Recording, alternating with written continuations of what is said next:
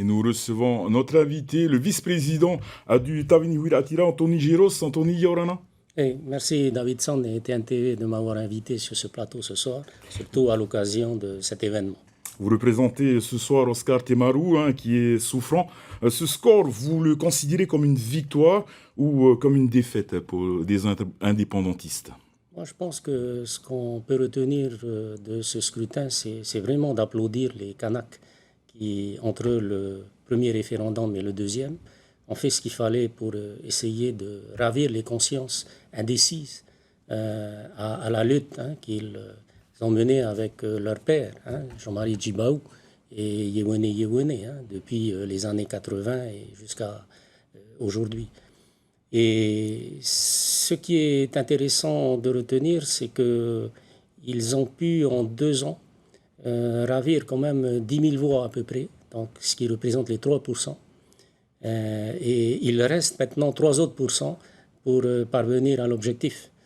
Et donc c'est vraiment inouï ce qui s'est passé et on peut formuler un bon pronostic pour le 3e référendum. La participation a été très forte. C'est un argument pour les loyalistes qui disent que le score va désormais peu évoluer.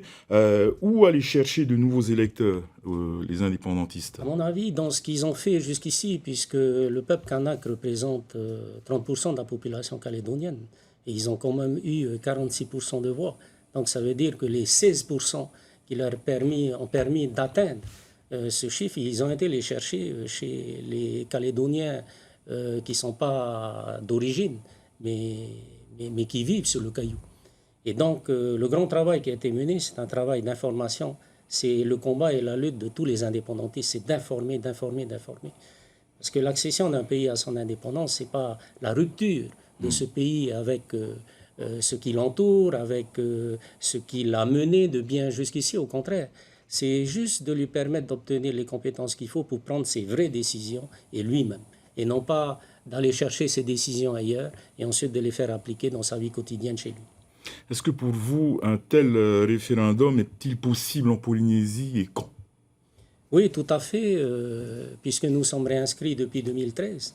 Grâce à cette réinscription, nous avons ramené le pays sur une procédure d'accession à sa souveraineté qui passe par la décolonisation que la France refuse d'appliquer, autant au niveau de la Kanaki qu'au niveau de la Polynésie.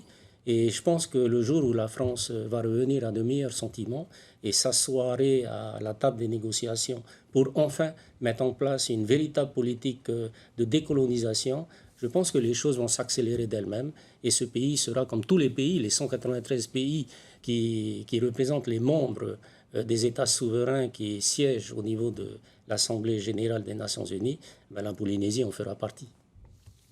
L'un des arguments des loyalistes en Calédonie et des autonomistes en Polynésie, c'est l'argent. La France finance une grosse partie de l'éducation, de la police, la gendarmerie, la justice.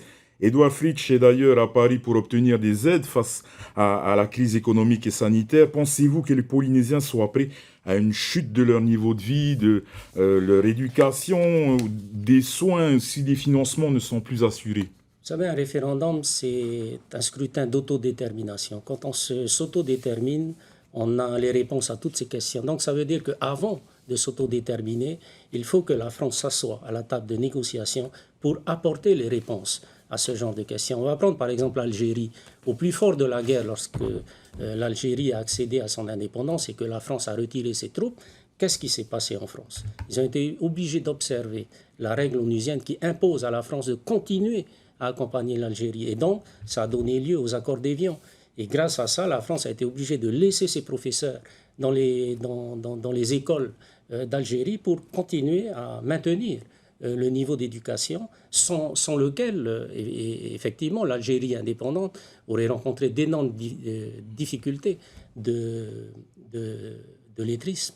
Et donc, c'est la raison pour laquelle l'Organisation des Nations Unies a prévu dans sa résolution 1514 du mois de décembre 1960, d'encadrer toutes ces grandes nations du monde qui poussent toutes leurs colonies à s'émanciper, de manière à ce que les réponses à ce genre de questions et qui constituent des inquiétudes pour ceux qui ne sont pas encore informés puissent être débattues et apportées avant l'avènement de cette élection qu'on appelle le référendum.